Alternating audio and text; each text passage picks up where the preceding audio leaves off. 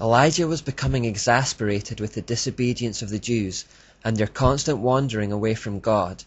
The nation that God had reserved for himself by covenant kept prostituting itself with the evil Babylonian system, and so he challenged the priests of Baal to go to Mount Carmel for a contest in front of all Israel. Notice again how he chooses a mountain for this confrontation. They are competing to find out who is the commander of the high places and the real Most High God. The confrontation is designed to show God's people once and for all that they should turn their back on Baal, who is Satan, and commit themselves to the God of Abraham, Isaac, and Jacob. Then Elijah stood in front of them and said, "How much longer will you waver, hobbling between two opinions? If the Lord is God, follow him, but if Baal is God, then follow him." But the people were completely silent.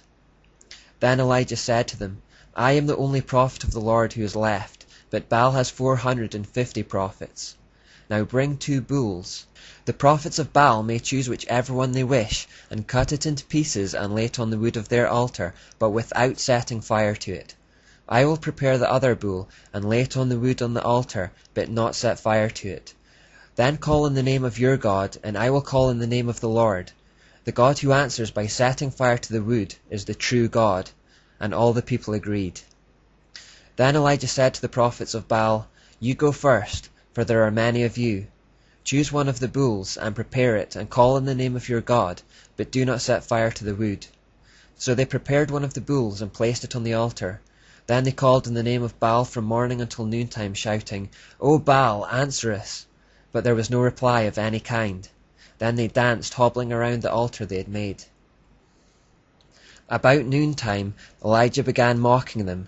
"You'll have to shout louder," he scoffed, "for surely he is a god. Perhaps he is daydreaming, or is relieving himself, or maybe he is away on a trip, or is asleep and needs to be wakened." So they shouted louder, and following their normal custom, they cut themselves with knives and swords until the blood gushed out. They raved all afternoon until the time of the evening sacrifice, but still there was no sound, no reply, no response. Then Elijah called to the people, "Come over here." They all crowded around him as he repaired the altar of the Lord that had been torn down. He took 12 stones, one to represent each of the tribes of Israel, and he used the stones to rebuild the altar in the name of the Lord.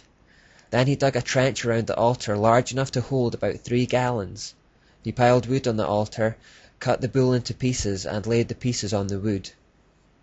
Then he said, "Fill 4 large jars with water, and pour the water over the offering and the wood." After they had done this, he said, "Do the same thing again." And when they were finished, he said, "Now do it a 3rd time."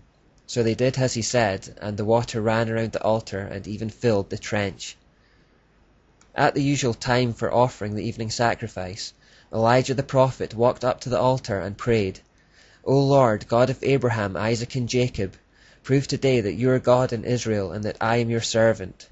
Prove that I have done all this at your command. O Lord, answer me. Answer me so that these people will know that you, O Lord, are God, and that you have brought them back to yourself."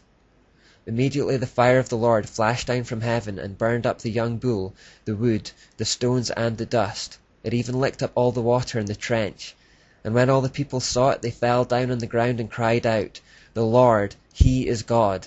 Yes, the Lord is God." Then Elijah commanded, "Seize all the prophets of Baal. Don't let a single one escape." So the people seized them all, and Elijah took them down to the Kishon Valley and killed them there. Notice that self-mutilation was a part of the normal custom for Baal worship, and remember that Satan loves to humiliate and mutilate man because he is made in God's image. One of the evidences of the increasing influence of paganism on society today as we hurtle towards the New World Order, the Antichrist, and the end times is the rise in self-harm, tattooing, and unusual piercings. Particularly tattoos have become socially acceptable, and Christians have fallen prey to this pollution. Here are some quotations from various experts regarding the practice.